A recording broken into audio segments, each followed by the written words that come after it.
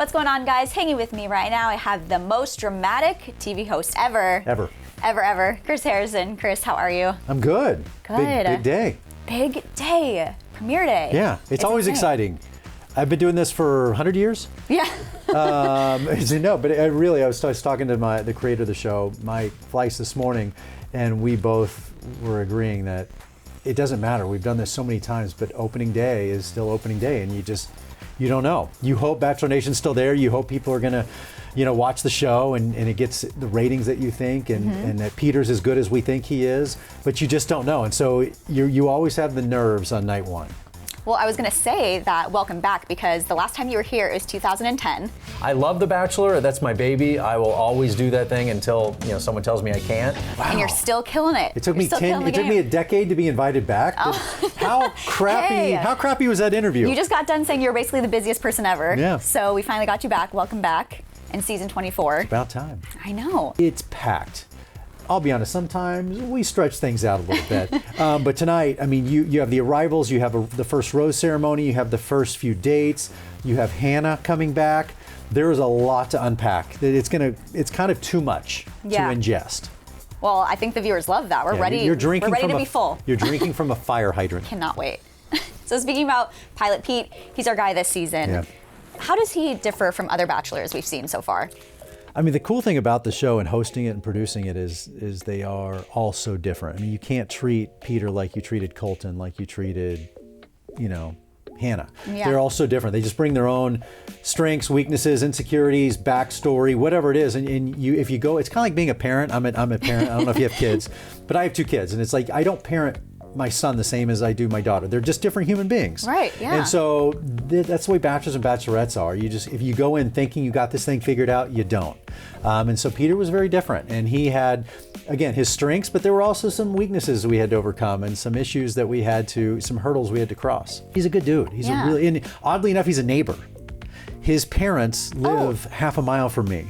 He went to high school where my kids go to high school. So we really do have this amazing, and I didn't remember this, and maybe I'm a diva for not remembering this, but I met him a long time ago. He said, I was at the movie theater with my kids, and he was there with his dad, and he came up and introduced himself to me a long time ago. And clearly, but do you remember it now, like in your mind after it was brought up? No, you still don't remember. Oh no. Well, we appreciate the honesty. I'm that big of a jerk. Yeah. Well, fun fact. I'm clearly too big for that. Fun fact, I don't know if you're into astrology at all, but according to the interwebs, you and Peter are both Leos. Well, that is true. That's a fact. It is a fact. Yeah. Do you know anything about being Leo? Like, are you interested in it? Just ask a lot about us. So we have some Leos in the Young Hollywood studio. Enough about me. Ask me how I feel. No. We're caretakers. Yeah. We're caretakers. We're loving. We're giving. Yeah. We're the life of the party usually. Yeah. I love it. I just wanted to ask because I love astrology. I don't know how Leos get along, though. So that was going to be my next thing. Do you feel like you guys are similar? But yeah, I feel like we are similar. Maybe that's why we did get along. Is it birds of a feather or people apart? I don't know. I guess we'll find out. We got along. But then again, we're not going to live together. Fair. Yeah. Spoiler alert.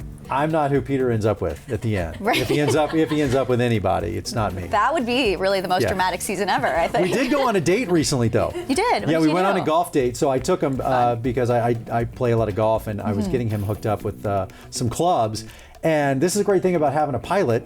He goes, can we just fly instead of drive to San Diego? I said, yeah, we can. Do you have a plane? So he actually flew us down to San Diego.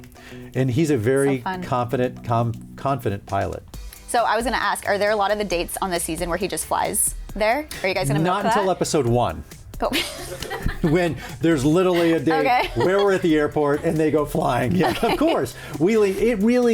But there are times when we lean into things and it's more of a joke, like the windmill. Yeah. But it really is his life. I mean, his dad is a pilot, found his mom, who was a flight attendant, and that's how they found love. And Peter it's been a part of his life since his teens, where he learned to fly. And tonight we actually go to where he learned to fly, which is up in Camarillo, just up the street from where we shoot. That's so cool. And so you can tell it is his passion, it's his love, it's in his blood. And I don't think Peter's that guy that's going to lead this show and try to steal your job or my job and become a host. He loves to fly. That is his life. And whoever he finds and to be with him, that's going to be a part of it. Well, yeah, and then I can't imagine him ever ending up with someone who doesn't like flying. Yeah. That would be rough, right? Wouldn't it be great if she was just petrified of flying? It would make for good TV. It would make great TV. It would. I do want to bring up this quote that you said in an interview, and I have it here so I don't say anything wrong. This is how you said it. Hannah and Peter, they have this thing, that intangible chemistry. It's one of those things that no matter how much you think you're over somebody, when you see each other, it's a thing. And I love it. Immediately when I heard you say, I was like, I have to ask Chris about this because I think it's so cool and it's relatable. So I want to know your thoughts on that. I don't know if you've ever had that boyfriend, girlfriend thing that I think people can relate to, where you're just like, I can't get this person out of my system. And I just feel like they have that thing. And you're going to see, in the premiere episode, Hannah comes back, and she comes back a couple of times. Ooh. Spoiler alert, little news flash. She comes back to do something very sweet and sincere, but then she also comes back a little later on. There is a conversation between Peter and Hannah that is so riveting that people are hands down going to be talking about this tomorrow for a lot of reasons of, is it even appropriate they're having this conversation and how far it goes and how deep it goes, and it is emotional, there are tears, and it was, I don't know, it was just the most riveting, raw, emotional conversation I've seen in a long time. And to that quote, I think you will see that stands up of, wow, there is something here. Is it something that's going to go beyond that? I don't know, but there is something you're just like, these two people, it's hard to break them up. So one of my favorite things is talking about timing with love. So with this, do you feel like it could be like a timing thing, or maybe just those two, what they have and what we're seeing is just all that's meant, or maybe there's more? Like, how do you feel about that with timing? You're right. Timing is everything when it comes to a lot of things, business, love. Yeah. It really is about being in the right place, the right time, and both parties being ready for it. And I just think deep down there is something in Hannah that just wishes she hadn't made that mistake of choosing Jed. Yeah. Well, she gets another chance, right? Maybe. And it brings me to my next question. Do you believe in soulmates and things being destined for any amount of time? Two very different questions. Soulmates. I was trying to shove them together. Yeah, I don't know if you can. Well, I don't know if you can combine those two. I do believe that, I'm a firm believer in whether it's love and it's someone you're spending the rest of your life with. People come into your life for a reason. I'm a firm believer in that. Me too. People have come into my life that even it was a brief, short period of time, whether it was someone I dated or someone I met and then they passed away or whatever, but they changed my life or touched my life in a certain way. So I am a big believer in that, and that sometimes relationships are like that, where you date somebody and it didn't work out, but maybe they showed you something or changed you in a way or taught you something. And so, yeah, I'm a firm believer in that. Me too. Do you feel like that people find their soulmates a lot on the show? There have been a few couples I'm obsessed, like Sean and Catherine. Right, Sean and Catherine. I mean, you go back to Ryan and Trista, and it's like, I can't imagine those two with anybody else. They just fit. And when you're with them, it's kind of perfect. Yeah. Ashley and JP are another one that I just adore and love, and our shout out to JP, who's getting better. And you just see them and they're like, man, with the day they got married, I felt like they'd been together 100 years. Wow, that's special. And so, yeah, when you've been around people like that, and so it's cool that I'm a part of something, this show that does that. Yeah. Like, as much crap as there is in the world and as much tearing down and all that, it's cool to be a part of something that's about kind of building people up. I agree. Although there's 29 breakups along the way. I was about to say, there is some drama. Hey, with the good comes the bad. I was about to say, we can't appreciate those good moments without those, right? Yeah, exactly. Okay, so on the reverse, have you ever seen two people, before like the proposals or the dates, where you're just like, I know that they're going to connect, like immediately? Yeah. Yeah? Well, it's interesting when you see night one. Like, you'll see tonight, there are certain people that get out of the limo and you're like, ooh, wow, they just have chemistry. It's something you can feel and see it. I always say, when there's relationships, you can write down on paper what you want. You can check off all the boxes. But if we don't have that intangible, that thing, it just doesn't work. And you can, we've all had a conversation with a friend where you're like, what's wrong with that person? They're great. Look at them. Yeah. And you're like, yeah, but I don't know. It's just, there's not that it factor. And when they get out of the limo tonight, sometimes you see, wow, there's that it factor. But then when you go deeper, is there more? Right. Is it superficial? And then, that's where the fun begins. Have you, as the host, ever noticed a pattern between the people of where it starts from lust and goes into love? Does it kind of come at a certain point, like one-on-ones, adventure dates? No, it's different. No? Different for everyone, Some nights it happens night one. And it's just, it's inevitable, and they're on this ride. And then there's some that it really does come at the end.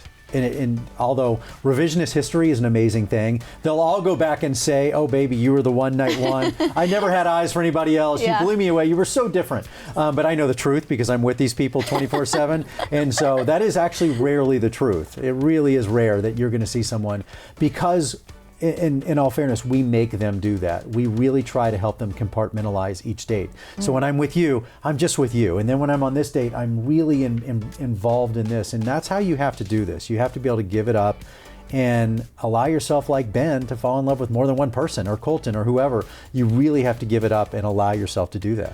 Which I think is important, but we see that it causes issues as well when you're so focused on one person at a time. Well, it's an extraordinary situation, isn't it? I mean, we all don't absolutely, do that in our life. If you and I are dating, we're really into each other, you get committed pretty quick. And maybe you were dating some other people, that starts to wane. It's a natural process. There's not just an onslaught of 30 people that you're dating, and you have to continue to date a certain amount until the very end. That is an extraordinary situation that we really don't. It's hard to understand unless you've been in those shoes. That's true. Okay, so for people that are watching, so we have a lot of young Hollywood fans that are obsessed with the show. Is it like a 100% yes, something you should do? Like something that people should... No. No? No. What? You mean be on the show? Yeah. No, it's not for everybody. No, 100%. It's not for everybody, and I think that's an opposite. That's a good selling point for you. Well, you'll because see, it makes us want to be on it. Well, you'll see this on the show where people kind of get eaten up by the process. There's actually a certain girl, I can't give it away, but there's a girl. I was just talking to Peter the other day, and he was asking me my opinion on a certain woman that was on the show, and it's a woman that's actually going to get a little bit of a bad rap. And I said, I think it wasn't her personality. I don't think she's a bad person. I think this wasn't for her. I think the situation was bigger than her. It was very different. It was out of her realm of kind of just what she's familiar with and comfortable with, and it got the better of her. And that happens a lot. I think some of these quote unquote villains are people that can't just handle that situation. It's not for everybody. It's not easy to sit here in front of these cameras and have a nice conversation and date and end up making out or getting a hot tub. That's not normal for everybody. That is very true. I mean, people ask me about being the Bachelor. I'm like, no. You're like, I would no not way. want to do that. No. Like in my private life, I'm a really shy person when it comes to that stuff. I'm not a big PDA guy. I'm not a big live out loud person, despite what I do. I'm confident in what I do as far as hosting. Yes. That's I think it's my calling, it's my gift, it's what I love. But making out and walking shirtless on the beach and doing all that stuff, that's a whole different thing. I can guarantee you that Bachelor Nation would 100% watch you do it if you ever just decided. Yeah, because it'd be a train wreck. It would make for good TV, which it would be is good TV, all right. It is. It would be good. Thank you so much for coming by. We cannot wait Thanks to for see having it. me. You guys catch it. You won't want to miss it. And I'll see you, I guess, 2030 is when we do this again, every 10 years. Can't wait. Counting down now.